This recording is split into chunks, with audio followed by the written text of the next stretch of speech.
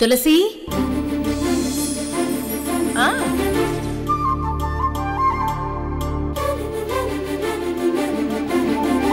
మరి వదిన ఎక్కడికి వెళ్ళినట్టు? అది కూడా మీతో ఒక్క మాట అయినా చెప్పకుండా. ఈశ్వర్, ఝాన్సీ ఏమంత అమాయకురాలు కాదు అండ్ మూర్ఖురాలు కూడా కాదు. తన గురించి నువ్వేం టెన్షన్ పడకు. కాసేపు కూల్గా ఉండు.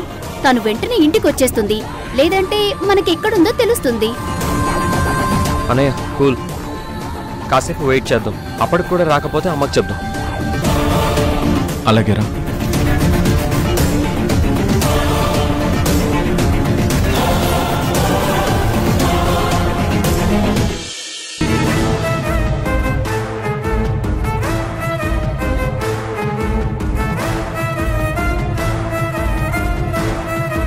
నీ ముందు చాలా మార్గాలున్నాయి. అవినీతి దారి మాత్రం నేను ఎంచుకోను. అయితే ఇదే నీ ఫైనల్ డెసిషన్ అన్నమాట. నేను నో అనే చెప్తాను. అయితే విడాకులు తీసుకోవడానికి సిద్ధంగా ఉన్నా.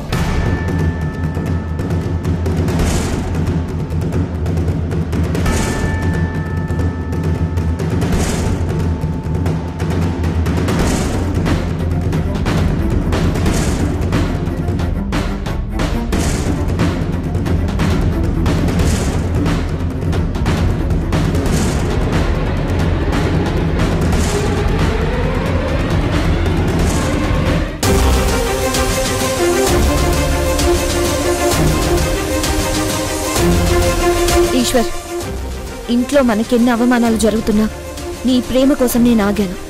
కానీ నువ్వే నన్ను అర్థం చేసుకున్నప్పుడు ఇక మనం కలిసి ఉండడంలో అర్థమే లేదనిపించింది.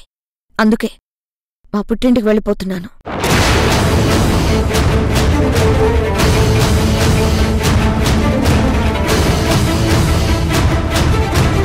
నేనేది ఆశపడ్డా అది అత్యాశ అని అంటావు. నా మాటల్లో ఇష్టాన్ని, నా కళ్ళల్లో బాధని నువ్వు తెలుసుకోలేనప్పుడు ఇక ఈ భార్యాభర్తల బంధానికే అర్థం లేదని అనిపిస్తుంది. కంఫర్ట్గా బతికే అవకాశం ఉన్నా, కోట్లు వచ్చే అవకాశం ఉన్నా, నువ్వు సత్యహరిశ్చంద్రులా ఉండడం, నిజాయితీకి మారుపేరుగా నిలబడ్డం నేను అస్సలు యాక్సెప్ట్ చేయలేకపోతున్నాను.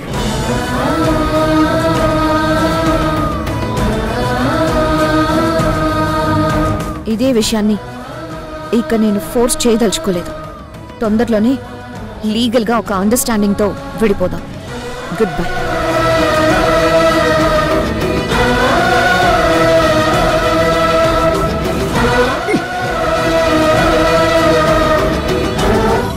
ఝాన్సీ, ఇది చాలా తప్పు. నీకెందుకు అర్థం కావట్లేదు? ఎందుకు ఇలా ఫోర్స్ చేస్తున్నావు?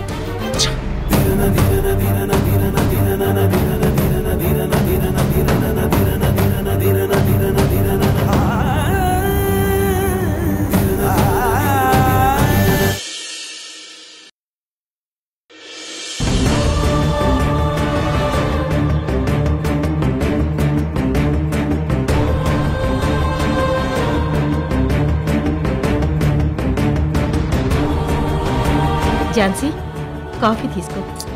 నాకేం వద్దు మమ్మీ, నా మూడు అసలు బాలేదు. ఇంటికి వచ్చినప్పటి నుంచి ఇదే చెప్తున్నావు. విల్లా కొనాలన్న ఆశ నీలో చావదు. అల్లుడేమో లంచం తీసుకోడు. వచ్చే నెల జీతంతో అంటే ఇంక మీరు ఉమ్మడిగానే బతకాలి. అలాంటి లైఫ్ నాకొద్దు మమ్మీ. ఈశ్వర్తో పాటు ఉన్నవాళ్ళు హ్యాపీగా విల్లాలని, ఫామ్ హౌస్లని, అపార్ట్మెంట్స్ అన్ని వాళ్లకు నచ్చిన ప్రాపర్టీని వాళ్ళు కొనుక్కొని హ్యాపీగా సెటిల్ అయిపోతున్నారు. కానీ ఈశ్వర్ ఒక్కడే సత్యం, ధర్మం, నిజాయితీ అని వాళ్ళమ్మ చేయించిన ప్రమాణాలన్నీ గుర్తుపెట్టుకుని నా ఆశలు అస్సలు చెవిని వేసుకోవట్లేదు. కాలంతో పాటు ఈశ్వర్ కూడా మారాలమ్మా. అలిగొచ్చావు కదా, నీ విలువ కాస్తైనా ఈశ్వర్కి తెలిసొస్తుందిలే. ఝాన్సీ, అదిగో మాటల్లోనే వచ్చారు అల్లుడు గారు. విడిపోవాలని నేను కోరుకుంటుంటే నీ అల్లుడు గారు రావాల్సిన అవసరం లేదు మమ్మీ. ఝాన్సీ, విడిపోవడానికి ఎంతోసేపు పట్టదు. భార్యాభర్తలుగా జీవితాంతం కలిసి ఉండాలనే కోరుకోవాలి, కానీ ఏదో ఒక కారణంతో విడిపోవాలనే నిర్ణయానికి రాకూడదు.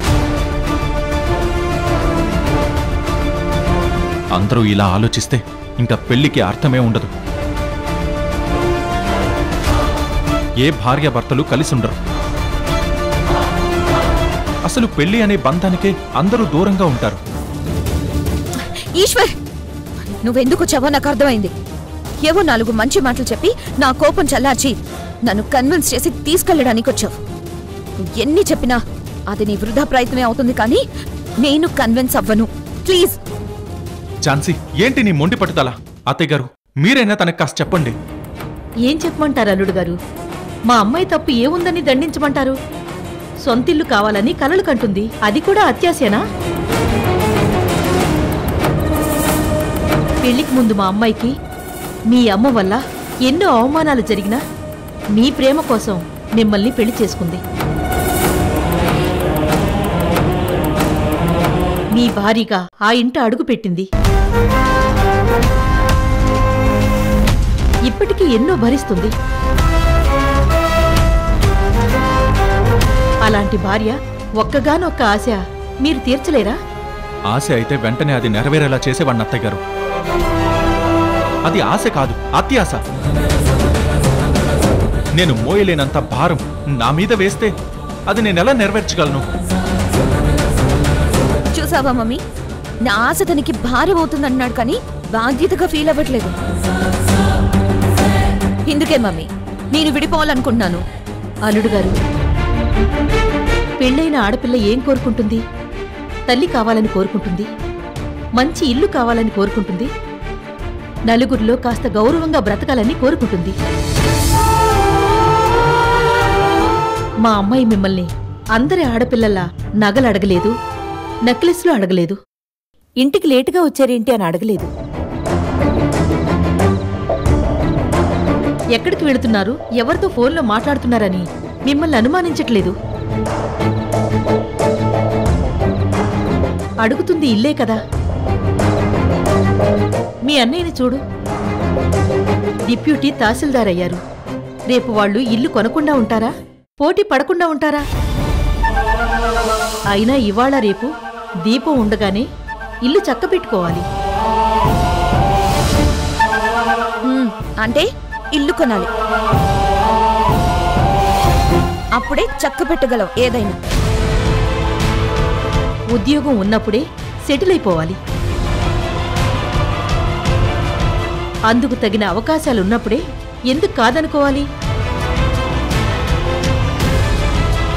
ఎందుకు మడికట్టుకుని కూర్చోవాలి? అత్తయ్య గారు, ఝాన్సీ నన్ను లంచం తీసుకోమంటుంది. నేనలా తీసుకుంటే మా అమ్మకి ఇచ్చిన మాట తప్పిన వాణ్ణవుతాను. నేను నమ్మిన సిద్ధాంతాలు నేనే తగలబెట్టిన వాణ్ణవుతాను.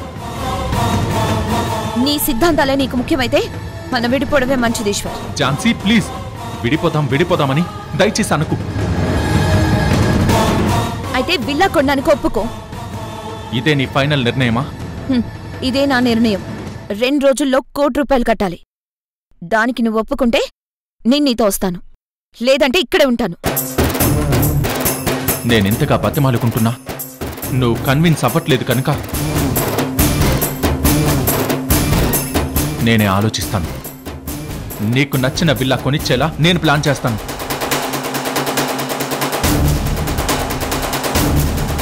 నిజమా?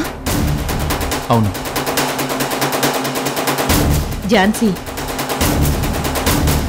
అల్లుడు గారు ఆలోచిస్తున్నారంటే నిజంగానే కొనిస్తారు. హ్యాపీగా వెళ్ళు.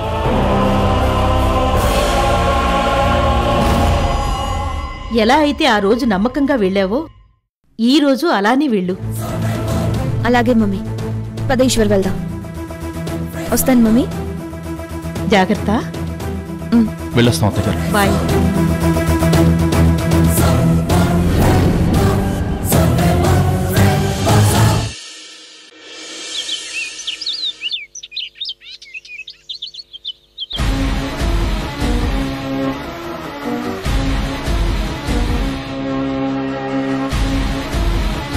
నందిని, ఉన్నట్టుండి ఏదో పిడుగుపడినట్టు అర్జెంటుగా గోవర్ధన్ బాబుని సంజయ్ రమ్మనడం ఏంటమ్మా?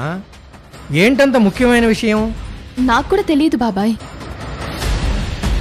అదేంటమ్మా? సంజయ్ మాకు చెప్పకపోయినా ప్రతి విషయం నీతో పంచుకుంటాడు.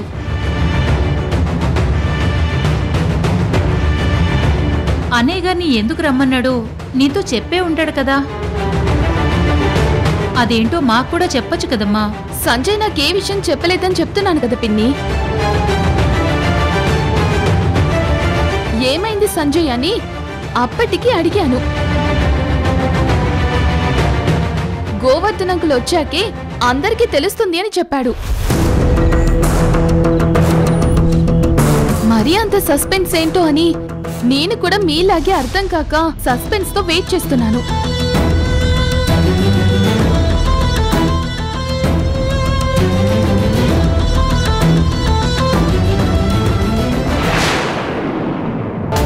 లక్ష్మి వస్తుంది కదా, లక్ష్మికైనా తెలుసుంటుంది. లక్ష్మి, ఏం జరిగిందమ్మా? మీ ఇద్దరి మధ్య మళ్ళీ ఏదైనా గొడవ జరిగిందా ఏంటి? వాళ్ళ ఫస్ట్ నైట్ జరిగి ఇద్దరు హ్యాపీగా ఉన్నామని చెప్పారు. మళ్ళీ వాళ్ళ మధ్య గొడవ ఎందుకు వస్తుంది పిన్ని? మరి గొడవేమీ రాకపోతే ఏదైనా సర్ప్రైజ్ ప్లాన్ చేశాడేమో. లక్ష్మి,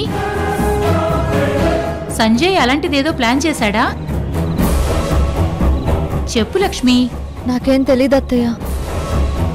ఇంట్లో ఏ ఒక్కరికి అర్థం కాకుండా వీడు అసలు ఏం ప్లాన్ చేశాడో అసలు ఊహించుకోలేకపోతున్నాం. గోవర్ధన్ అంకుల్ వచ్చాక ఎలాగో అందరికీ తెలుస్తుంది.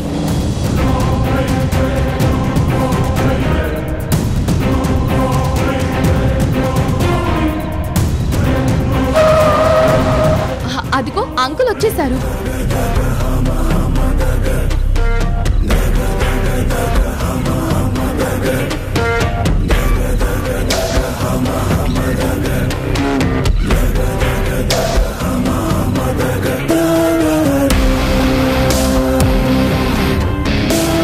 నమస్తే బాబుగారు. నమస్తే బాబుగారు. Hi uncle. హాయ్ నందిని. ఏంటమ్మా సంజయ్ బాబు నన్ను అర్జెంటుగా రమ్మన్నాడు? సంజయ్ చెప్తాడు అంకుల్. లక్ష్మి, చాలా రోజులు ఎడబాటుకు దూరం అయ్యి నువ్వు సంజయ్ సంతోషంగా ఉన్నారని మేం ప్రశాంతంగా ఉన్నాం. ఇక నీ గురించి మాకు ఏ టెన్షన్ లేదు కదా. ఇంతకీ సంజయ్ బాబు ఎక్కడా? సంజయ్, సంజయ్, సంజయ్.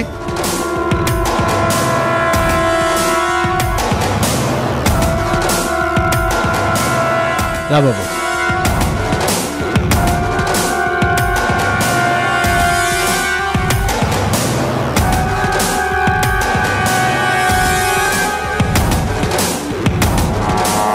ఏంటి బాబు నన్ను చాలా అర్జెంటుగా రమ్మన్నారు? ఏంటి సర్ప్రైజ్? నేను ఈ విషయం చెప్పాక అది మీకు సర్ప్రైజింగ్గా ఉండొచ్చు, షాకింగ్గా ఉండొచ్చు.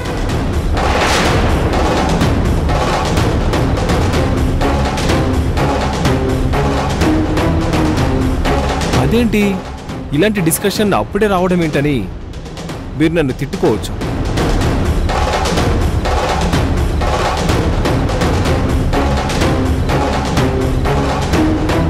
ఏమైనా అనుకోవచ్చు, బట్ ఐ డోంట్ కేర్. నేను అనుకున్నది, నేను ఫేస్ చేస్తుంది, నా మనసులో ఉన్నది చెప్పేస్తాను.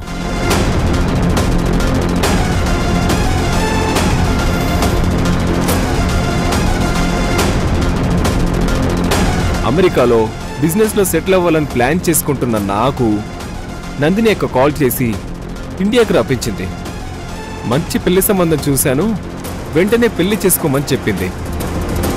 అక్కంటే నాకు చాలా రెస్పెక్ట్ కనుక అమ్మ ఏం చదువుకుంది, తన హ్యాబిట్స్ ఏంటి, తన మనస్తత్వం ఏంటని ఒక్క క్షణమైనా ఆలోచించకుండా పెళ్లికి ఒప్పుకున్నాను.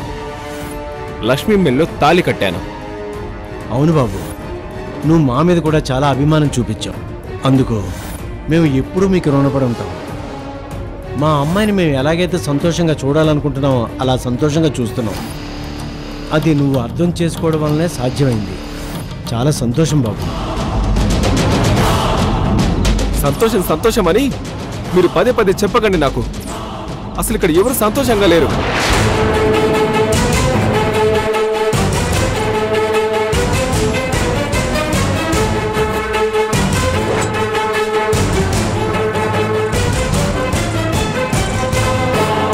సంతోషంగా లేకపోవడం ఏంటి బాబు? అవునంకుల్, మీరందరూ అనుకున్నట్టు మేమిద్దరం సంతోషంగా లేము.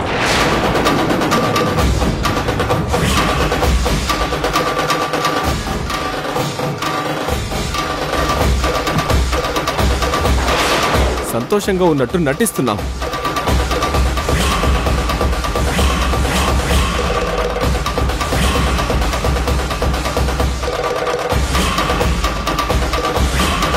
లక్ష్మి, ఏంటిది? సంజయ్ చెప్తుంది నిజమేనా?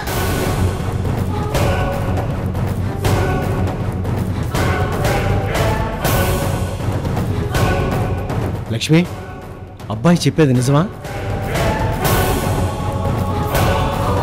అంకుల్, మీ అమ్మాయి మాట్లాడదు, సమాధానం చెప్పదు.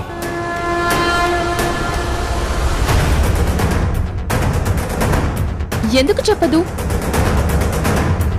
మీ ఇద్దరికి మళ్ళీ ఏమైందిరా? లక్ష్మి ఎందుకు సమాధానం చెప్పదు? మమ్మీ, మోసం చేసిన వాళ్ళు ఏదో ఒక రోజు దొరికిపోవాల్సిందే.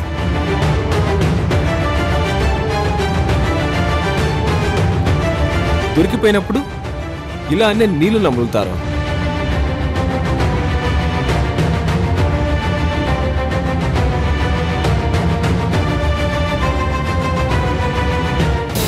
ఎలా మేనేజ్ చేయాలని చూస్తారు. ఇప్పుడు లక్ష్మి కూడా అదే ఆలోచిస్తుంది. సంజయ్, ఏంటి లక్ష్మి? ఉన్నట్టుండి నేను ఇలా ఓపెన్ అయిపోతానని నువ్వు అనుకోలేదు కదా?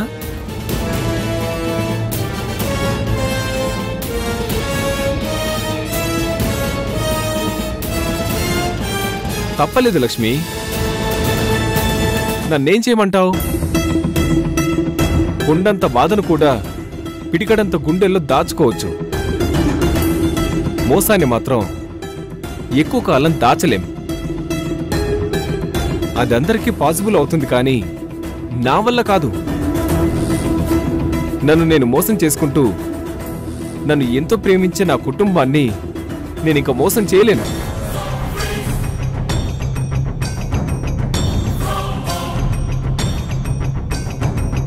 మోసమేంటి సంజయ్? అర్థమయ్యేలా చెప్పు.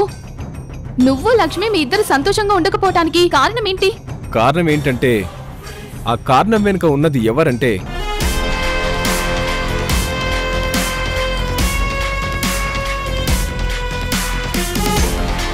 ఎవర్రా?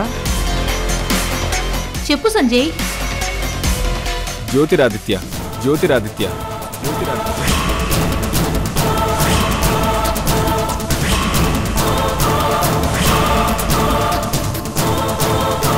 జ్యోతిరాదిత్య ఇంకా లక్ష్మి మనసులో ఉన్నాడు. జ్యోతిరాదిత్య ఇంకా లక్ష్మి మనసులో ఉన్నాడు.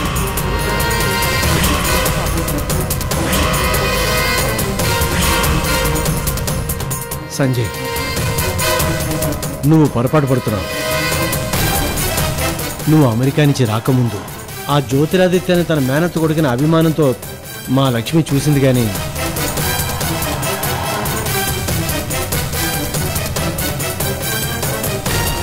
నీతో పెళ్లి కొప్పుకున్నాక, నిన్ను పెళ్లి చేసుకున్నాక మా లక్ష్మిలో చాలా మార్పు వచ్చింది.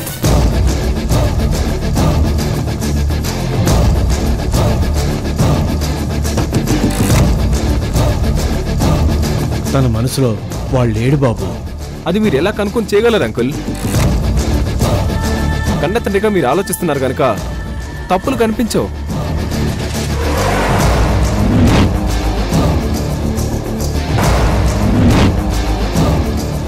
నేను ప్రాక్టికల్గా ఒక భర్తగా చూస్తున్నాను గనక లక్ష్మి తప్పులు, లక్ష్మిలో లోపాలు నాకు క్లియర్గా కనిపిస్తున్నాయి.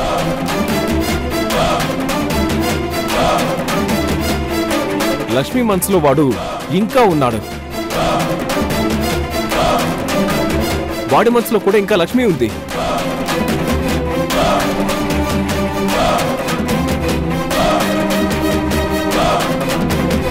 ఇంకా వాళ్ళిద్దరూ బయట మీట్ అవుతూనే ఉన్నారు.